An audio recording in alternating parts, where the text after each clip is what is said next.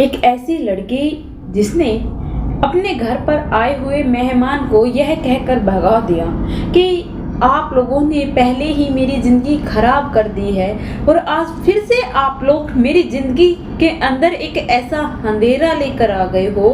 आप लोगों को बिल्कुल भी शर्म नहीं है।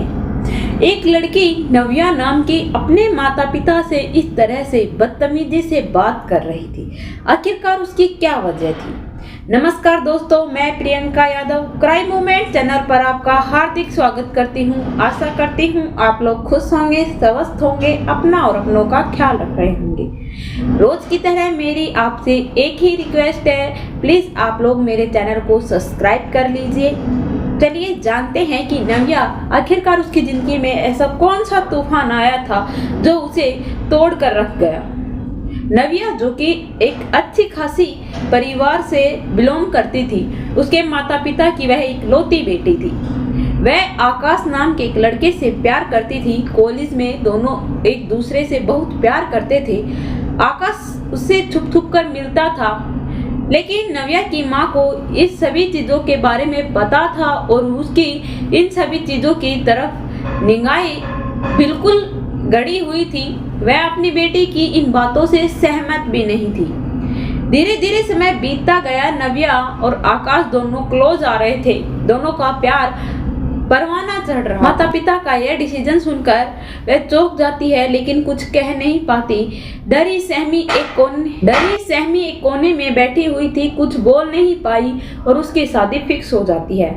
ऊंचा खानदान था, अच्छी प्रॉपर्टी थी, लेकिन वह लोग एक बार भी नहीं सोचते आखिरकार यह तुम्हारी बेटी से शादी क्यों करना चाहते हैं। लड़की भी अपने माता पिता के फैसले पर ऑब्जेक्शन नहीं उठा पाई, क्योंकि माता पिता जो भी करते हैं उस पर बच्चे को हाँ ही करनी पड़ती है। वह दबे मन से हाँ कर देती है। उसकी शादी भी फिक्स हो जाती है। शादी कर कर वह विदाई लेकर अपने ससुराल पहुंच जाती है। उसका प्रेमी एक कोने में खड़ा होकर रो रहा था। आकाश चाहकर भी कुछ नहीं कर पा रहा था। नव्या अपने ससुराल पहुंचती है। सब कुछ भुलाकर वह अपनी नई जिंदगी शुरू करना चाहती थी, लेकिन उसका पति विवेक जो कि नपुंसक था, एक ऐसा इंसान जो कि न कुछ कर सकता था, फिर भी उसने उस लड़की की जिंदगी बर्बाद कर दी। और यह सब कुछ लड़की को शादी के बाद आकाश ने ही बताया।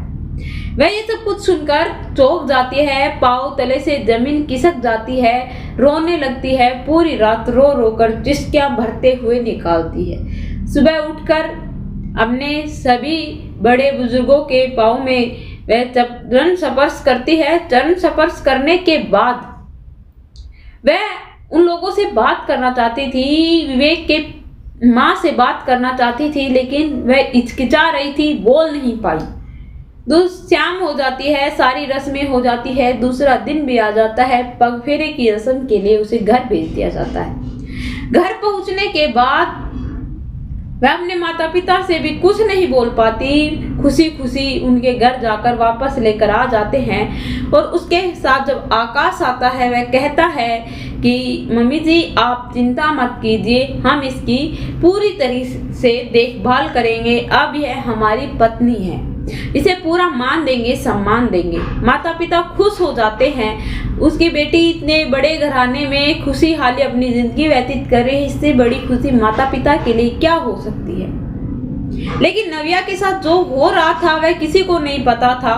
दूसरे दिन भी वह ऐसे ही कुछ सोच कर निकाल देती है। तीसरे दिन जब वह सो रही थी तो उसको किसी ने स्पर्श किया। स्पर्श करने पर उसने यह सोचकर सोती रही कि उसके पास आकाश आया है, उसके साथ शारीरिक संबंध बनाने की कोशिश कर रहा है।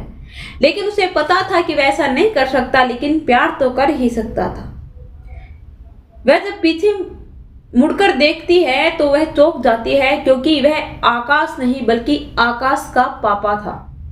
वह अपने ससुर को यूं देखकर, आधे कपड़ों में देखकर चौंक जाती है और वो कहती है कि छी, आपको लज्जा नहीं आ रही? आप यह सब कुछ कर रहे हो, तुम हमको एक वारिस दे सको।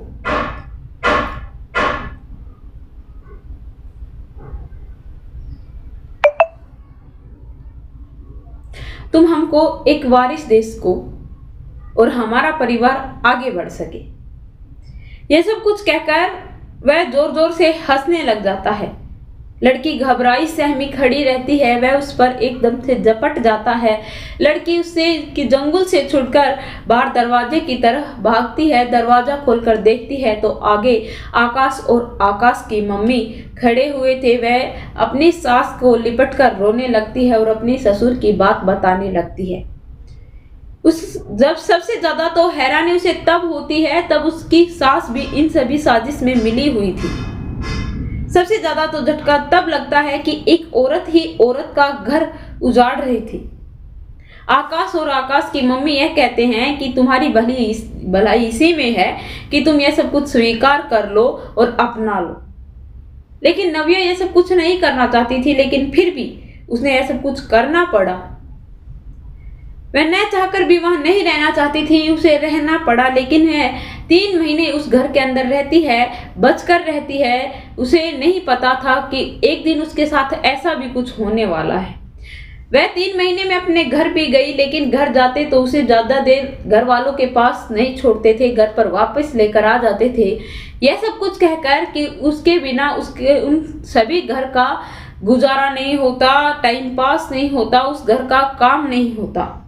माता पिता यह सोचते हैं कि हमारी बेटी ने उस घर को अपना लिया, उन लोगों ने भी हमारी बेटी को अपना लिया, इससे बड़ी खुशखबरी हमारे लिए क्या हो सकती है। लेकिन माता पिता को नहीं पता था कि उनकी बेटी कितने बड़े हादसे में है। माता पिता से वह इसलिए भी नहीं बता सकती थी क्योंकि उसका पिता एक हार्ट का मरीज था। उसकी सास ने धमकी दी थी कि हम यह कहेंगे कि नई नवेली बहू यहाँ पर आकर सभी मर्दों पर डोरे डालने लगी और अब हम पर ही आरोप लगा रही है, और जब तुम्हारे पिता को ये सब कुछ पता चलेगा तो वो हार्ट का मरीज है, वह वैसे ही मर जाएगा। लड़की चाहकर भी कुछ नहीं कर पा रही थी। उसका ससुर एक दिन कमरे के अंदर बंद हो जाता है, बाहर से कुंडी लगा देते हैं। लड़की घबराई हुई एक गुलदस्ता उठाती है और उसको मारती है। ससुर की आवाज सुनकर उसका पति और उसकी सास जल्दी से रूम में आते हैं और लड़की उनकी आंखों में धूल झोंककर घर से फरार होकर अपने घर पहुंच जाती है। इस हालात में देखकर माता पिता चिंतित होते हैं, बेटी को बैठाते हैं, पानी पिलाते हैं और उससे सारी वारदात जो उसके साथ घटी थी उसके बारे में पूछते हैं। जब लड़की यह बताती है कि उसके साथ इतना कुछ हुआ तो उसके पिता अपने गुस्से को कंट्रोल नहीं कर पाते। वे अपनी बेटी को लेकर ससुराल पहुंच जाते हैं और उनको धमकी देने लगते हैं कि तुम लोगों ने मेरी बेटी के साथ जो भी कुछ किया है उसके तुम लोगों के खिलाफ मैं कंप्लेंट दर्ज करवाऊंगा, और तुम लोगों ने क्या सोचा कि मैं तुम लोगों को यूं ही छोड़ दूंगा। जितनी हो सके उतनी बड़ी अदालत में मैं जाऊंगा और मेरी बेटी को इंसाफ भी दिलवाऊंगा। वह लोग कहते हैं कि हम में कमी नहीं बल्कि तुम्हारी बेटी में कमी है, तुम्हारी बेटी पागल है और हमारे बेटे पर उंगली उठा रही है। तभी उस लड़की का पापा बोलता है कि ठीक है, मैं मेरी बेटी की मेडिकल रिपोर्ट जांच करवाऊंगा और आप अपने बेटे की मेडिकल रिपोर्ट जो भी आपकी बेटे की जांच आएगी उसके अंदर पता चल जाएगा कि यह नपुंसक है या पुरुष। यह सब कुछ सुनने के बाद वह लोग हिल जाते हैं और वह कहता है कि मैं तुम्हारे पिता को तो फांसी पर चढ़वाकर ही मानूंगा। वह डर जाते हैं कि कहीं पुलिस में जाने के बाद हमारे इज्जत यूं ही मिट्टी में मिल जाएगी और हमें जेल जाना पड़ेगा।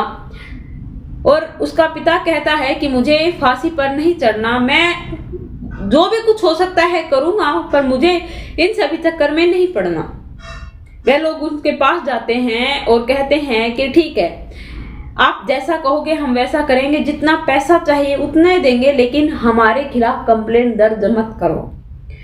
तभी नव्या के पापा कहते हैं कि ठीक है, मैं कंप्लेंट दर्ज नहीं करवाऊंगा, लेकिन हाँ मेरी बेटी को तलाक दो, मेरी बेटी को तलाक दो, इस रिश्ते से आजाद करो।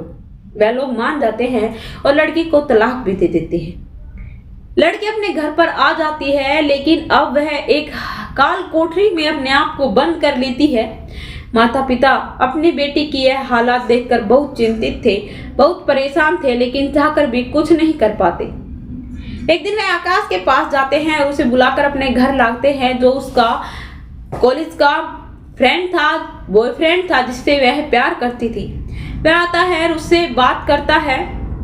बात करने के बाद वह उसे पुरानी बातें याद दिलाता है और उसे भरोसा दिलवाता है कि वह उसके साथ है।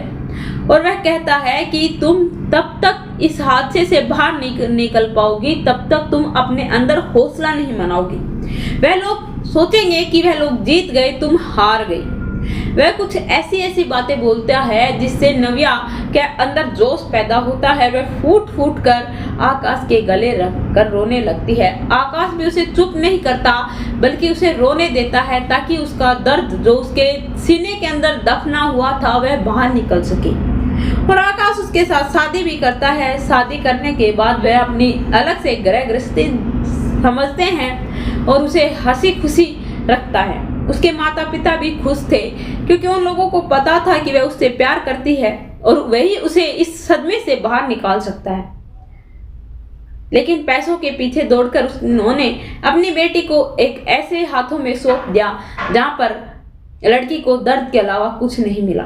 तो आप लोगों को नव्या की यह कहानी कैसी लगी, कमेंट में। मेरे चैनल को सब्सक्राइब करना, बेल नोटिफिकेशन को ऑन करना, ताकि ऐसी हर वीडियो जल्द से जल्द आप लोगों तक पहुंचे।